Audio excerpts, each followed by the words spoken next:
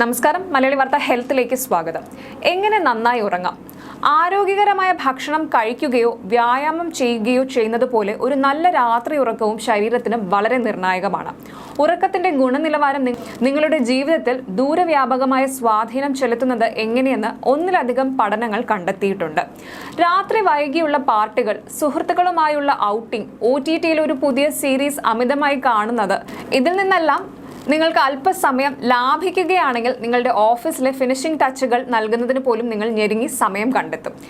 ഇതിനൊക്കെ നിങ്ങൾ നിങ്ങളുടെ മുൻഗണനകൾ വളരെ നന്നായി സജ്ജീകരിച്ചിരിക്കുന്നു. കഠിനാധ്വാനം ചെയ്യുക, കൂടുതൽ സമയം മറ്റ് ആക്ടിവിറ്റികൾക്കായി കണ്ടെത്തുകയോ അങ്ങനെ പലതും. എന്നാൽ നിങ്ങളുടെ ഉറക്കത്തിന്റെ കാര്യമോ? ആരോഗ്യകരമായ ഭക്ഷണം കഴിക്കുന്നത് പോലെയോ ജിമ്മിൽ വർക്കൗട്ട് ചെയ്യുന്നത് പോലെയോ എല്ലാ ദിവസവും ഗുണനിലവാരമുള്ള ഉറക്കം അത്യാവശ്യമാണെന്ന് ആരും നിങ്ങളോട് പറഞ്ഞിട്ടില്ലേ? ഇല്ല, മദ്യപിച്ച് ഉറക്കം വരുത്താൻ കഴിയില്ല. ദിവസം മുഴുവൻ ഇടയ്ക്കിടെ ഉറങ്ങുന്നത്, അതായത് 6 മുതൽ 7 മണിക്കൂർ വരെ ശരിയായ തടസ്സമില്ലാത്ത ഉറക്കത്തിന് നഷ്ടപരിഹാരം നൽകില്ല. ഇവ മിഥ്യകളാണ്. എല്ലാ കെട്ടുകഥകളുടെയും പോലെ അവയും നിങ്ങളുടെ ജീവിതത്തെ കുഴപ്പത്തിലാക്കുന്നു. നമുക്ക് ഈ മിഥ്യകളെ പൊളിച്ചു നോക്കാം. മിഥ്യാധാരണ 1. നന്നായി ഉറങ്ങാൻ മദ്യം നിങ്ങളെ സഹായിക്കുമെന്നതാണ്. മദ്യം ഉറങ്ങാൻ സഹായിക്കുമായിരിക്കാം, എന്നാൽ ഉറക്കം ലഭിക്കാൻ കുടിക്കുന്നത് ഉചിതമല്ല. കാരണം ഇത് സ്ലീപ്പ് അപ്നിയ വഷളാക്കുന്നു. ഇത് നിങ്ങളുടെ REM അഥവാ റാപ്പിഡ് ഐ മൂവ്മെന്റ് എന്ന് വെച്ചാൽ ദ്രുത നേത്രചലനം ഉറക്കത്തെ തടസ്സപ്പെടുത്തും. ഇത് നമ്മുടെ ശരീരത്തിനും വളരെ ആവശ്യമാണ്. കൂടാതെ നിങ്ങൾക്ക് അപൂർണമായ ഉറക്കം നൽകുകയും ചെയ്തു. രണ്ടാമത്തെ മിഥ്യാധാരണ, കൂർക്കം വലി സാധാരണമാണ്. കൂർക്കം വലി കടുത്ത ക്ഷീണത്തിന്റെ ലക്ഷണമല്ലാതെ മറ്റൊന്നുമല്ല എന്ന് പലരും കരുതുന്നുണ്ട്. എന്നിരുന്നാലും ഉച്ചത്തിലുള്ള കൂർക്കം വലി അക്ഷരാർത്ഥത്തിൽ ആരോഗ്യ പ്രശ്നങ്ങളുടെ ഒരു മുന്നറിയിപ്പാണ്. ഉറക്കത്തിൽ കൂർക്കം വലിക്കുന്നവരിൽ ഉറക്കത്തിൽ ശ്വാസം മുട്ടൽ ഉണ്ടാകാൻ സാധ്യതയുണ്ട്.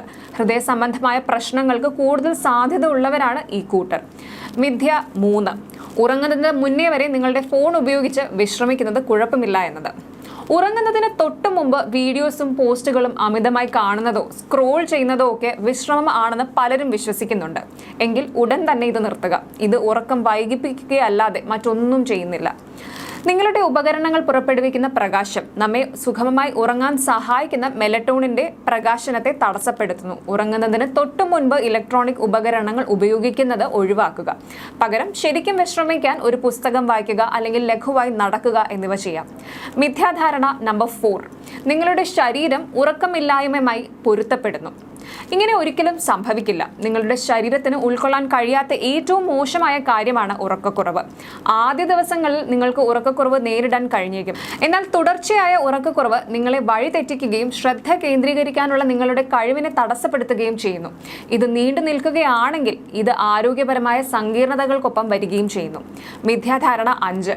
രാത്രി ഉറക്കക്കുറവ് നികത്തുന്നത് ഒരു മയക്കത്തിലാണ്.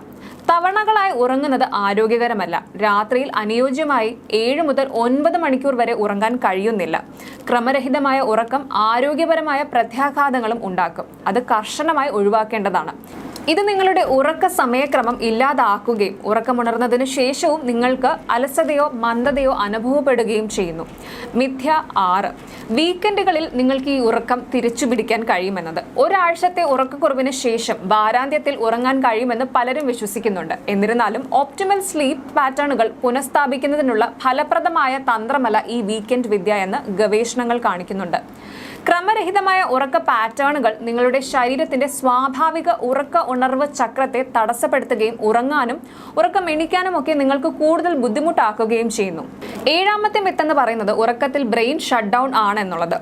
ജനകീയ വിശ്വാസത്തിന് വിരുദ്ധമായി ഉറക്കത്തിൽ തലച്ചോറ് സജീവമാണ്. ഉറക്കത്തിലാണ് മസ്തിഷ്കം ഓർമ്മകളെ ഏകീകരിക്കുന്നതും വികാരങ്ങൾ പ്രോസസ് ചെയ്യുന്നതും സ്വയം നന്നാക്കുന്നതും. ഉറക്കത്തിന്റെ വിവിധ ഘട്ടങ്ങളിൽ വ്യത്യസ്ത മസ്തിഷ്ക പ്രവർത്തനങ്ങൾ ഉൾപ്പെടുന്നു. ഓരോ ഘട്ടവും നമ്മുടെ ശാരീരികവും മാനസികവുമായ ആരോഗ്യത്തിന് അത്യന്താപേക്ഷിതമായ പല കാര്യങ്ങളും നടക്കുന്നുണ്ട്. ദ്രുത നേത്രചലനം REM. ഈ ഉറക്കം ഉദാഹരണത്തിന് വൈജ്ഞാനിക പ്രവർത്തനത്തിനും വൈകാരിക ക്ഷേമത്തിനും വളരെ പ്രധാനമാണ്. മിഥ്യ 8. ഉറക്ക തകരാറുകൾ പ്രായമായവരെ മാത്രമേ ബാധിക്കുകയുള്ളൂ എന്ന്. ഉറക്ക തകരാറുകൾ പ്രായ വ്യത്യാസമില്ലാതെ ആരെയും ബാധിക്കാവുന്നതാണ്. വാസ്തവത്തിൽ ഉറക്കമില്ലായ്മ, സ്ലീപ്പ് അപ്നിയ, വിശ്രമമില്ലാത്ത ലെഗ് സിൻഡ്രോം തുടങ്ങിയ ഉറക്ക തകരാറുകൾ യുവജനങ്ങളിൽ കൂടുതലായി കണ്ടുവരുന്നുണ്ട്.